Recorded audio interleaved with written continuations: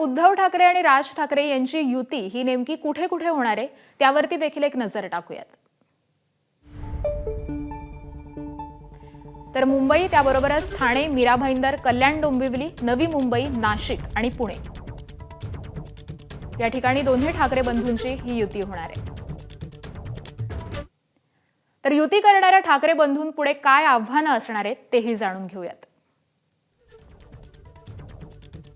स्थानिक पदाधिकाऱ्यांना सोबत ठेवून बंडखोरी रोखणं हे त्यांच्यासमोरील पहिलं आव्हान असणार आहे। मराठी बहुल भागात अधिकाधिक मराठी मतदार वळवणं, त्याबरोबरच दलित मुस्लिम मतदार आपल्या बाजूने वळवणं, शरद पवारांच्या जागा जिंकण्यासाठी प्रयत्न करणं हे देखील एक मोठं आव्हान असणार आहे। उत्तर भारतीय मतदार वळवण्यासाठी लक्ष केंद्रित करणं, एकत्रित वचननामा जाहीर करत मतदारांपर्यंत तो पोहोचवणं,